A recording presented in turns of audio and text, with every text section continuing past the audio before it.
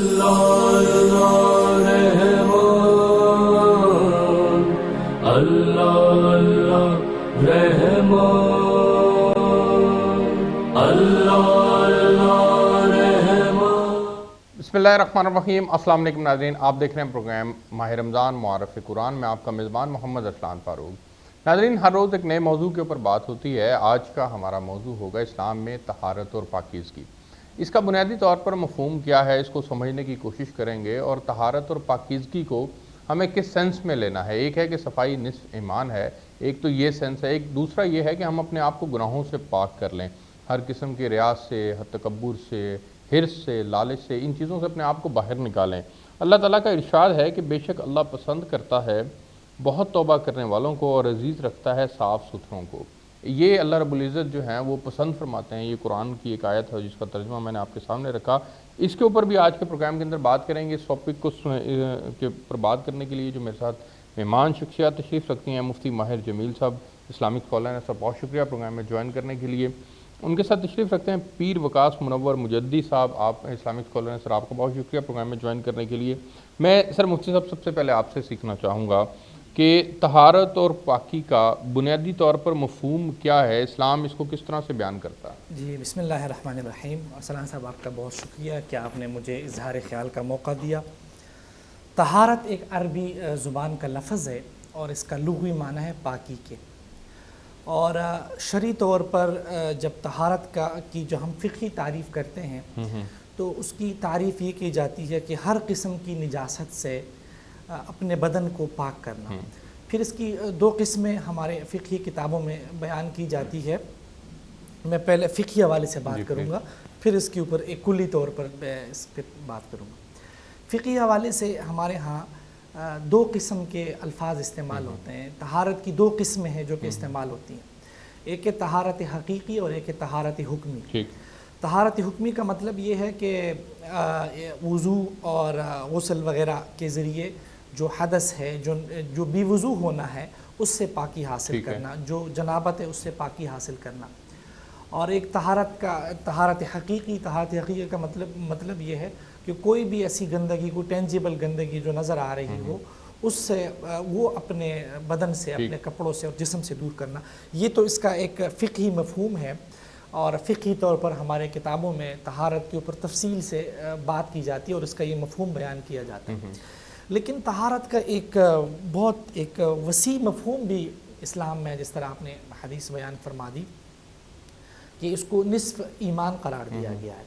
और इस्लाम ने सिर्फ़ और सिर्फ ज़ाहिरी पाकी का हुक्म नहीं दिया, बल्कि इस्लाम ने कौल में, फ़ेल में, अमल में, खाने पीने की चीज़ों में, इन तमाम तर चीज़ों में पाकी का हुक्म दिया। तो इस तौर पर जब फिर पाकी की बात की जाती है, तहारत की बात की जाती है, तो यहाँ पर भी तहारत की फिर दो किस्में बताई जाती है। अच्छा। एक है ज़ाहिरी तहारत और एक है बातिनी तहारत। ज़ाहिरी तहारत में ये बातें आती हैं जिस तरह मैंने आपसे तहारत हकीकी और हुक्मी की चीज़ें ज़िक्र कर दी कि अपने बदन से, अपने बदन को पाक करना, अपने जिस्म को, अपने कपड़ों को, जगह, इन तमाम तर चीज़ों को पाक करना। और बातिनी पाकी में फिर ये बात आती है कि अपने दिल को सबसे पहले शिर्क से पाक करना। अच्छा। इसी वजह से कुरान मजीद में बुतों की इबादत के लिए जो रिज्स का लफ्ज़ इस्तेमाल हुआ है, फज्तनिबुर रिज्स मिनल औसानी, कि तुम गंदगी से बचो, उसको गंदगी करार दिया गया। और उसके बाद फिर जो बातिन की बीमारियाँ, जो दिल की बीमारियाँ, जिसमें गीबत है, जिसमें तकब्बुर है, जिसमें बुग़्ज़ है, जिसमें लालच है, जिसमें इनाद है, इन चीज़ों से, इन बुरे अखलाक़ रज़ीला जिसको कहते हैं, इससे अपने दिल को पाक करना, ये भी तहारत की किस्म है। और इमाम गज़ाली रहमतुल्लाह अलैह ने इसको तहारत में शुमार किया और इसकी बड़ी अहमियत है। अहमियत हम बिल्कुल अगर हम हिस्सी तौर पर इसका बातिनी जो पाकी है, इसका मफ़हूम मालूम करना चाहें तो इसकी मिसाल एक घर से दी जाती है। अगर एक घर है कि जो ज़ाहिरी तौर पर बहुत खूबसूरत बना है, उसकी बाहर जो उसके दीवारों की आराइश है और उसकी सारी चीज़ें वो बहुत साफ़ सुथरा है, लेकिन अंदर से उसका प्लस्तर नहीं हुआ, अंदर से वो बिल्कुल बोसीदा है, तो कोई भी इंसान उस घर में रहने को पसंद नहीं करे।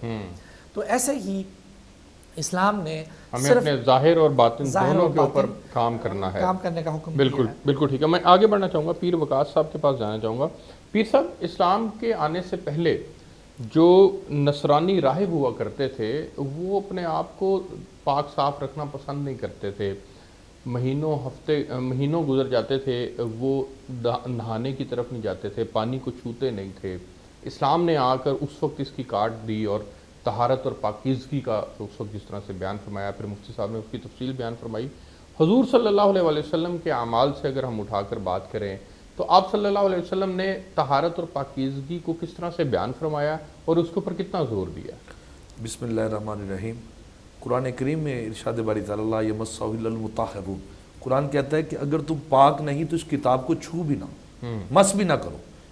اور رب کائنات کے محبوب صلی اللہ علیہ وسلم نے سب سے پہلے اللہ کی بارگاہ میں حاضر ہونا ہے نماز کے لیے، تو اس سے پہلے کہا وضو کرو۔ یہ نہیں کہا کہ آپ جیسے مرضی گندے مندے اٹھ کے آ جاؤ اور آ کر نماز میں کھڑے ہو جاؤ۔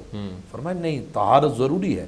اور عرب کے اندر بعض لوگ چونکہ اسلام سے پہلے لوگوں کے اندر نجاست اور طرح طرح کی برائیاں تھیں، وہاں پہ ایک یہ ناپاک رہنا لوگ پسند کرتے تھے، مثلاً کہ وہ غسل کو ایک تصور نہیں رکھتے تھے، حتیٰ کہ توریت کے اندر انجیل کے اندر پاکی کا حکم ہے، بالکل ٹھیک، وہاں پہ صفائی کا حکم موجود ہے، مگر اس پہ ایکٹ عمل نہیں کیا جاتا تھا۔ نبی پاک صلی اللہ علیہ وسلم نے جب دنیا کائنات میں آپ نے اعلان نبوت کیا، اعلان نبوت سے قبل بھی حضور نبی پاک صلی اللہ علیہ وسلم طیب اور طائب، دنیا میں دو چیزیں ہیں، ایک ہوتی ہے طیب، ایک ہوتی ہے مطہر۔ طیب وہ ہے جو پاک ہو، مطلب دودھ پاک ہے، اس سے آپ پاک نہیں ہو سکتے۔ ٹھیک، آپ دودھ سے وضو کرنا چاہیں نہیں ہو سکتا، جامع شری سے وضو کرنا چاہیں نہیں ہو سکتا۔ طیب ہے۔ ایک چیز ہے مطہر۔ مطہر وہ چیز ہوتی ہے جو خود بھی پاک ہے اور دوسرے کو پاک کر دے۔ ٹھیک ہے، اس میں اولین پانی ہے۔ اگر آپ نے وضو کرنا ہے تو آپ کے لیے پانی کا، اور پانی کے لیے بھی شرط ہے، جیسے مصطفیٰ کر رہے تھے کہ پانی کا کلر، ذائقہ اور اس کی خوشبو جو برقرار ہو۔ اگر اس کے اندر بدبو ہے تو اس سے وضو نہیں ہوگا۔ اور آج یہ معاشرے کا سب سے بڑا، پاکستان کے اندر میں سمجھتا ہوں ہمارے ساتھ کی سب سے بڑی ایک سازش ہے کہ ہمیں جو پانی کے اندر سینکیا اور پانی کے اندر طرح طرح کے فضلہ ملے ہوئے پانی ملتا ہے جس سے کامل طہارت نہیں ہوتی۔ یہ بڑا ایک پیچیدہ مسئلہ ہے۔ پھر کیا اس میں ہونا چاہیے، حل کیا اس کا؟ دیکھیں، اللہ رب العالمین نے ہمیں شعور دیا ہے، انسان بنایا ہے، ہمیں عقل دی ہے۔ عقل کے ترازو پہ اب طرح طرح کے مشینری آ چکی ہیں جو پانی کو فلٹر کیا جا سکتا ہے، پانی کو ان فضلات سے پاک کیا جا سکتا ہے۔ اب دیکھیں، آپ سیوریج کی لائنوں کو آپ غور سے دیکھیں تو ایک طرف پاک پانی کی لائن جا رہی ہے، ساتھ ہی وہ سیوریج گٹر کا ایک جا رہا ہے۔ جب اس کے اندر کوئی سوراخ یا ایسا کوئی مل جاتا ہے تو وہ پانی آپس میں مل جاتے ہیں۔ ان کے ملنے کی وجہ سے گھروں کے اندر موجودہ حالات کے اندر اس سینیریو کو دیکھنے کی ضرورت ہے۔ یہ رب کا، یہ آج میں سمجھتا ہوں کہ آج کے یہ مسئلہ بہت اہم ہے، لوگ اس کو اہمیت نہیں۔ اللہ رب العالمین کی بارگاہ میں نماز تب قبول ہوگی جب ہمارا وضو کامل ہوگا۔ بالکل ٹھیک ہے، بالکل ٹھیک ہے۔ عبادت تب آپ کو پہلے غسل کر کے پاکی حاصل کرنی ہے، اور پھر اگر آپ پاک ہو چکے لیکن اب کسی نماز کا وقت ہو گیا اور آپ کا وضو نہیں ہے تو آپ کو وضو کر کے اپنے بدن کو اس طرح سے پھر پاک کرنا ہے۔ کرنا۔ اب اس پہ یہ دیکھیں، نبی پاک صلی اللہ علیہ وسلم نے یہ پاکی کا، صحابہ کرام نے پوچھا رسول اللہ جب ہم وضو کرتے ہیں، پانی استعمال کرتے ہیں، اس سے فائدہ کیا ہوتا ہے؟ امام حسن مجتبی آپ نے فرمایا ہے کہ وضو یہ خالصتاً جب ہم پانی وضو کی نیت سے بہاتے ہیں، انما الاعمال بالنیات، نیت پہ ڈالو۔ ویسے ہم پانی جتنا بچے سر پہ پھینکے گرمی سے بچنے کے لیے لگائیں، اس کو شمار نہیں ہوگا، لیکن جو ہی ہم نے پانی کا استعمال نیت وضو سے کیا، وضو کی نیت کی، اب وہ پانی کیا کرتا ہے، وہ جسم کے ہمارے جو ہاتھ سے گناہ کیے ہیں اس کو دھو دیتا ہے۔ ہم کلی کرتے ہیں، مالک کائنات اس کے جو منہ سے ہم نے کوئی جھوٹ بولا، کوئی غیبت کی، کوئی غلطی کی، پروردگار عالم اس میں ہمیں معافی دے دیتا ہے۔ اور یہ ہمیں طریقہ بتاتا ہے۔ اور ایک حدیث مبارکہ میں آپ کو سنانا چاہوں گا، یہ مشکوٰۃ شریف کی حدیث ہے۔ نبی پاک صلی اللہ علیہ وسلم نے ایک بکریاں کچھ ریور اس کا چراوا پوچھتا ہے اللہ کے نبی سے، یا رسول اللہ اتنی بڑی امت ہوگی، اتنے لوگ ہوں گے، اتنا ہجوم ہوگا، تو آپ کیسے پہچانیں گے آپ کے امتی کون سے ہیں؟ تو نبی اکرم صلی اللہ علیہ وسلم نے مسکرا کے فرمایا کہ اے بکریاں چارنے والے، تیری بکری کتنی ہے؟ اس نے کہا یہ جو ریور ہے یہ سارا میرا ہے۔ آقا نے کہا تجھے کیسے پہچانے یہ تیری ہیں؟ یہ بکریاں تو ساری عرب کی ایک جیسی ہیں، شکلیں ایک جیسی ہیں، جسم ایک جیسا ہے، قد ایک جیسا ہے، بولنا ایک جیسا ہے، تجھے کیسے پتہ چلے گا میری بکری یہ ہے؟ اس نے کہا اللہ کے نبی جب یہ بکریاں پیدا ہوتی ہیں ہم اس کی نشانی رکھتے ہیں، ان کے ماتھے کی، ان کے سینگوں کی، ان کی کھریوں کی ہم نشانی لگا لیتے ہیں، ہمیں پتہ ہے یہ اس شکل کی بکریاں ہماری ہیں۔ اللہ کے نبی نے کہا جیسے تیری یہ نشانی ہے میری امت کی بھی نشانی ہے۔ آقا ان کی نشانی کیا ہے؟ فرمایا جب محشر کے دن وہ آئیں گے ان کے ہاتھ چمکتے ہوں گے، چہرہ چمکتا ہوگا، پاؤں چمکتے ہوں گے۔ یا رسول اللہ کیا وجہ ہوگی؟ فرمایا وجہ یہ ہوگی وہ 5 وقت وضو کرتے ہوں گے نماز کے لیے، اس کی چمک ہے۔ یہ ہماری نشانی ہے، یہ سمبل ہمارا محشر کے دن روز قیامت اگر نظر آئے گا۔ بریک کا وقت ہو گیا، بالکل ٹھیک ہے، ایک بریک پہ جانا ہے جی، بریک سے واپس آتے ہیں تو پھر اس کے کچھ درجات ہیں جو میں نے کچھ اس کی اسٹڈی کی ہے، وہ بھی چیزیں آپ کے ساتھ رکھتا ہوں، میرے ساتھ رہیے۔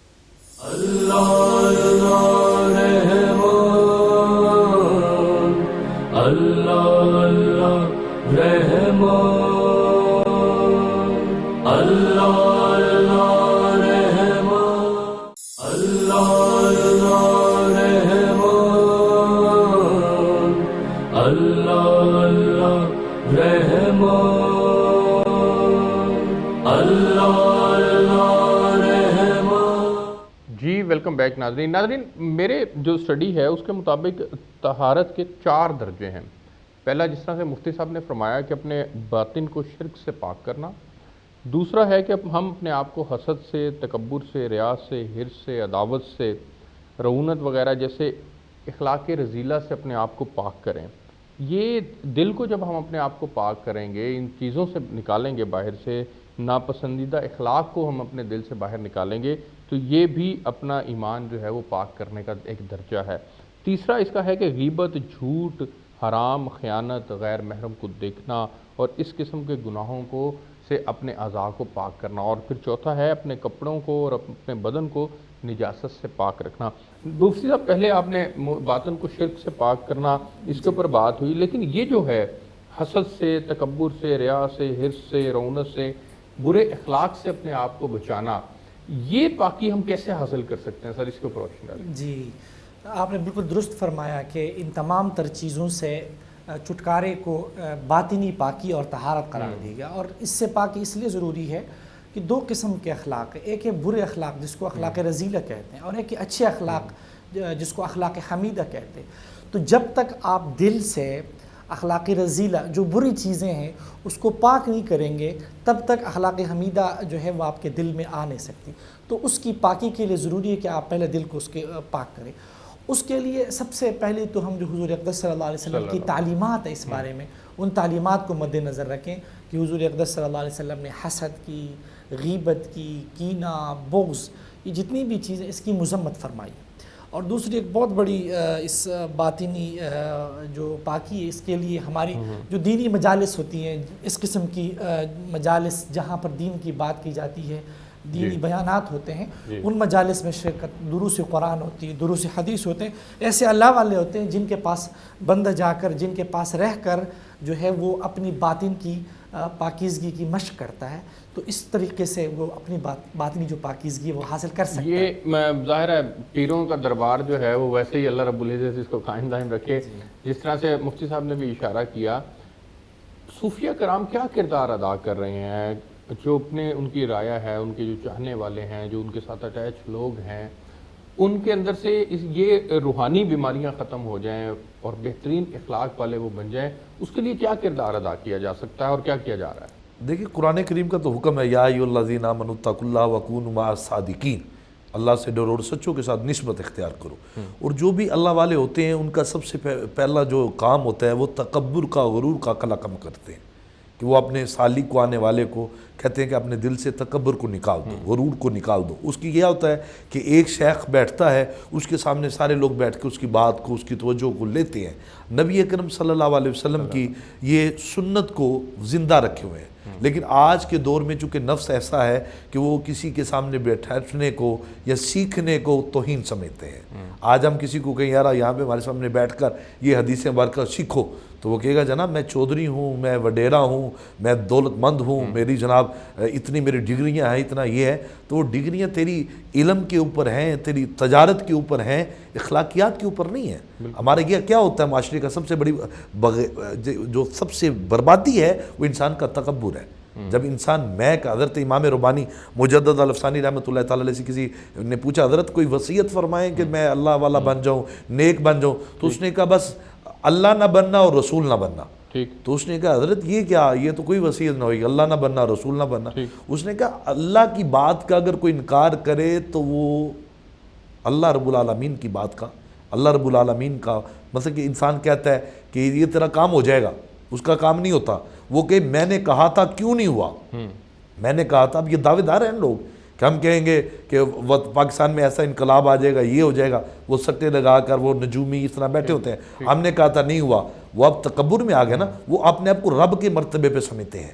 یہ سب سے بڑی برائی ہے اپنے دل کو کہ میں نے ایسے کہا تھا. مولا علی نے فرمایا نا کہ میں نے رب کے ہونے کے وجود کا تبھی تصور پایا جب میں نے سوچا کچھ ہوا کچھ، میرے ارادے کے ٹوٹے. نہج البلاغہ میں یہی تو فرمایا آپ نے. اور اسی طرح رسول پاک کی اگر کوئی بات، آپ نبی پاک کی بات کو کہیں کہ نبی پاک نے حضور کی سنت ہے نماز میں 2 سجدے کرنے ہیں ایک رکعت میں، آپ کے 3 کرنے ہیں، تو یہاں پہ کفر ہوگا کہ نبی کی بات کا انکار ہوگا. ٹھیک ہے، اگر کوئی شیخ کی بات کا، کوئی پیر کی بات کا، کوئی علامہ کی بات کا، کوئی مفتی کی بات کا، کوئی محدث کی بات کا انکار کرتا ہے، اس پہ کفر کا فتویٰ نہیں لگتا. لیکن آج یہ معاشرے میں یہ سب سے بڑا بیگار ہے کہ صوفیاء کے منصب پہ یا علماء کے منصب پہ یا شیوخ کے منصب پہ ایسے لوگ وہ جلوہ فروز ہوئے ہیں کہ جو اپنے آپ کو اس مقابلے پہ لے گئے ہیں. وہ کہتے ہیں ہماری بات کا انکار کرو گے تم ایمان میں رہو گے نہیں، وہ تم کفر میں چلے جاؤ. وہ غلط ہے. وہ یہ اصل میں یہ تکبر سے پاک کرنا. اور ہمارے حلقے کے اندر میں اپنی بات کرتا ہوں کہ ہمارا جو تزکیہ ہوتا ہے، سب سے پہلے یہ لبادہ صوفی کا وہ ایسی دستار جبہ کبہ پہن لینا، یہ صوفیزم نہیں ہے. طہارت تو وہی ہے جو انسان کے اندر کی میل کو مٹا دے. اور وہ علامہ اقبال نے کہا تھا نا، من کی دنیا میں ڈوب کر پا جا سراغ زندگی، تو میرا نہیں بنتا تو نہ بن، اپنا تو بن. کم از کم انسان کو اپنی اصلاح کرنے کے لیے، اپنے من کی دنیا کو پاک کرنے کے لیے، دیکھیں ہم ایک طرف اعمال کر رہے ہیں، دوسری طرف اس کو ضائع. جیسے روزہ ہے تو ہم نے رکھا روزہ، لیکن ہم نے آنکھ کو نہیں بچایا، ہم نے زبان کو نہیں بچایا، ہم نے ہاتھ کو نہیں بچایا. اسی کے اوپر مجھے بات کرنی ہے. ایک بریک لیتا ہوں جی، بریک سے واپس آتے ہیں. تو پھر رمضان کا چونکہ مہینہ ہے، آپ نے اشارہ بھی کیا، میں آگے بڑھ کر مفتی صاحب سے چاہوں گا کہ اس کے اوپر روشنی ڈالیں. ایک بریک لیتے ہیں جی، بریک سے واپس آئیں گے. تو رمضان المبارک کے اندر یہ ایک بہترین موقع ہے کہ ہم اپنے آپ کو گناہوں سے بچا کر اور ایک طہارت اور پاکیزگی حاصل کر سکیں، گناہوں سے بچ سکیں. اس کے لیے رمضان ہمیں کتنا فروٹفل ثابت ہو سکتا ہے. ایک بریک لیتے ہیں، اس کے اوپر بات کریں گے میرے ساتھ سے. اللہ اللہ رحمان، اللہ اللہ رحمان، اللہ اللہ رحمان،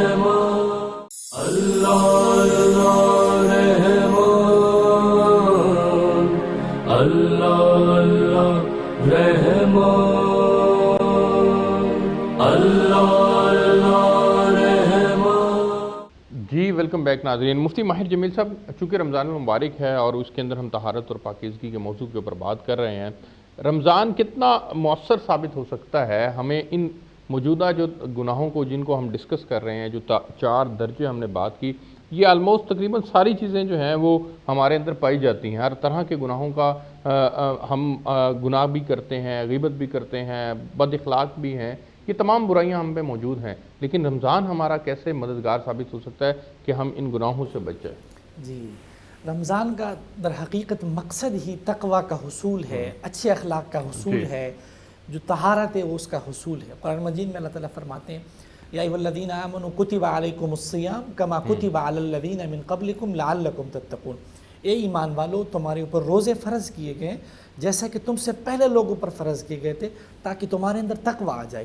اور تقوی اتنا جامع لفظ ہے کہ جو باطنی پاکیزگی اور جو جتنے برے اخلاق ہیں اس سے بچاؤ اور اچھے اخلاق کا حصول، تقوی اس سب کو شامل ہے. اور حضور اقدس صلی اللہ علیہ وسلم کا ارشاد بھی ہے کہ من لم يدع قول الزور والعمل به فليس لله حاجة ان يدع طعامه وشرابه. کہ جو بری بات اور برے کام اس رمضان میں نہ چھوڑے تو اللہ کو کوئی ضرورت نہیں ہے کہ یہ بندہ اپنا کھانا پینا چھوڑ دے. تو اس لیے اس بات کی بہت ضرورت ہے. خود صوم کا جو لفظ ہے عربی میں، روزے کے لیے صوم کا لفظ آتا ہے. صوم کا مطلب ہی امساک، رکنا ہے. رکنے کا مطلب صرف یہ نہیں کہ ہم کھانے پینے سے رکیں، بلکہ رکنے کا مطلب یہ ہے کہ ہم بری باتوں سے رکیں، جھگڑے سے رکیں، دوسرے کو تکلیف دینے سے رکیں، اخلاق کے حدود میں رہے. بدقسمتی سے ایسی لہر چل پڑی ہے کہ محض صرف اس بات پر کہ اختلاف رائے کی بنیاد پر اور محض اس بات پر کہ فلاں میرے نظریے کو نہیں مانتا، اور اس کی بنیاد پر ایسی گالم گلوچ اور ایسی جو اخلاق کی خرابی ہے وہ خاص کر جو سوشل میڈیا ہے اور خاص کر ہمارے مذہبی لوگوں کی طرف سے موجود ہے کہ بندہ یہ تصور نہیں کر سکتا کہ کوئی اسلام پر چلنے والا کوئی مذہبی بندہ وہ ایسے الفاظ جو ہے وہ استعمال کرے گا۔ اچھا مفتی صاحب، روزہ چونکہ خود سے آپ نے جیسے بتایا کہ رمضان المبارک کے اندر اللہ رب العزت چاہ رہے ہیں کہ یہ تقوی اختیار کرے، تو ہم روزہ بھی رکھوانا اور پھر ایسا ماحول کریٹ ہو جاتا ہے، ظاہر ہے تراویح کا ماحول ہے، قرآن پاک کا ماحول ہے، افطار کا ماحول ہے، سحر کا ماحول ہے، اس کے اندر آپ کو لگتا ہے کہ ہمیں کچھ ایسے تربیتی مراحل سے بھی گزارنے کی ضرورت ہے ایک عام آدمی کو مساجد کی سطح کے اوپر، تاکہ ہم حقیقت میں اس کی جو تقوی کا حصول ہے اس کی طرف بڑھ سکیں؟ جی آپ نے بالکل بجا فرمایا۔ حقیقت میں آپ نے بڑی زبردست بات کی۔ جتنی بھی خرابی ہیں، جن خرابیوں کو ہم ڈسکس کرتے ہیں اور جو خرابیاں ہم دیکھ رہے ہیں، ان خرابیوں کی ایک بہت بڑی وجہ جہالت بھی ہے۔ جہالت کا مطلب ایک عام بندے کو پتہ نہیں کہ قرآن میں کیا حکم ہے۔ سیدھی بات ہے، ہمارے لوگ عربی زبان کو نہیں سمجھتے۔ ایک عام بندے کو یہ معلوم نہیں کہ حدیث میں کیا لکھا ہے۔ ایک عام بندے کو یہ معلوم نہیں کہ قرآن و حدیث کی ائمہ فقہا نے کیا تشریح کی ہے، جس کی بنیاد پر جو اس کو جس طرف چلائے وہ اس طرف چل پڑتا ہے۔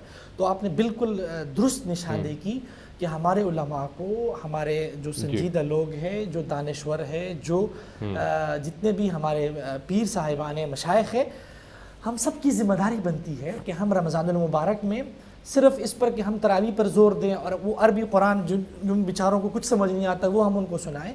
ہم ایسے مجالس قائم کرنے کی ضرورت ہے تراویح کے بعد جو قرآن پڑھا گیا وہ قرآن ان کو سمجھائیں۔ بالکل ٹھیک ہے، اور اس کے لیے پیر وقاص منور صاحب جو ہیں وہ اپنے طور پر انہوں نے ظاہر ہے ان ایکٹیویٹیز کو آپ کو دیکھنا بھی ہے، آپ کو کرنا بھی ہے، تاکہ طہارت اور پاکیزگی کا صحیح معنی کے اندر ہم جو تقوی جس سے مراد لیا جا سکتا ہے کہ ہم اگر براڈر کنسیپٹ میں بات کریں تو وہ بنیادی طور پر تقوی کا حصول ہے، وہ اس کے لیے آپ کا پلیٹ فارم ایک بہت مؤثر پلیٹ فارم ہے۔ بالکل دیکھیں، ہمارا چونکہ روزانہ درس قرآن نماز فجر کے بعد اور نماز عصر کے بعد یہ چل رہا ہے اور تقریباً اس میں ہزاروں لوگ شرکت کر رہے ہیں، اور چونکہ یہ کرونا کی وجہ سے کچھ لوگ ڈرے ہوئے ہیں، اور میں سمجھتا ہوں کہ آج ہمیں یہاں پہ ایک پیغام دینا چاہیے، ایک میسیج دینا چاہیے کہ اگر ہم چاہتے ہیں کہ ہمارے من کی دنیا پاک ہو جائے، ہماری یہ غلاظتیں، یہ غیر اخلاقی باتیں ختم ہو جائیں، تو اس کا بہترین ذریعہ قرآن پاک ہے۔ اور قرآن پاک کو اقبال نے کہا تھا، وہ معزز تھے زمانے میں مسلمان ہو کر، ہم ذلیل و خوار ہوئے تارک گناہ ہو کر، کاش ہم نے درس قرآن نہ بلایا ہوتا، اس زمانے نے یہ زمانہ نہ دکھلایا ہوتا۔ اور آج کی برائیوں کی قرآن کہتا ہے وَإِنَّكَ لَعَلَىٰ خُلُقٍ عَظِيمٍ، ہمیں دیکھنا ہوگا ہمارے نبی پاک کا اخلاق کیسا ہے، حضور نبی پاک اپنے ہمسائے کے ساتھ برتاؤ کیسا ہے، حضور کے ساتھ اپنی اولاد کے ساتھ انصاف کیسا ہے، حضور ایزا ایک دنیا کائنات کے حکمران آئے ہیں تو آپ نے حکمرانی کیسے کی ہے، اگر آپ امام آئے ہیں تو امامت کیسی کی ہے، اگر آپ خطیب ایزا آئے ہیں تو خطابت کیسی کی ہے، اگر آپ ایزا ٹیچر آئے ہیں تو استاد کیسے ہیں، اگر آپ ایزا نانا ایک دنیا کائنات میں ہیں تو آپ نانا کیسے ہیں، اور اگر آپ ایک دوست ہیں تو دوست کیسے ہیں۔ یہ ساری چیزیں لَقَدْ كَانَ لَكُمْ فِي رَسُولِ اللَّهِ أُسْوَةٌ حَسَنَةٌ کے مصداق میں ہمیں مل جاتی ہیں، لیکن ہم ان کو سیکھنے کے لیے ہمارے پاس وقت نہیں ہے، وقت نکالنے کی ضرورت ہے۔ اب ہم کہتے ہیں کہ دین کا پروگرام لگا ہو تو ہم کہتے ہیں ہماری خواہش ہوتی ہے اس کو بدل دیں، آگے گزر جائیں، کیوں کہ دین کی بات کو ہم سمجھتے ہیں عام بات، جب ہم دین کو عام سمجھیں گے ہم معاشرے میں رسوا ہو جائیں گے، بالکل ٹھیک ہے، ہم جب قرآن کو عام سمجھیں گے ہم رسوا ہو جائیں گے، اور اور اخلاقیات کا سب سے پہلا اور آخری درجہ دنیا کائنات میں کوئی کہے ہمیں اخلاقیات برٹش سکھائے گی، ہمیں امریکہ سکھائے گا، ہمیں کوئی اور نہیں، ان کے بعد یہ محتاج ہیں دربار مصطفیٰ صلی اللہ علیہ وسلم کوئی شک نہیں۔ آپ دونوں مہمانوں کا بہت شکریہ۔ ناظرین، آپ نے پروگرام دیکھا، اب تک کے لیے اس پروگرام سے اتنا ہی، آپ سے کل ایک نئے موضوع کے ساتھ ملاقات ہوگی، مجھے اجازت دیجیے، اللہ حافظ۔ اللہ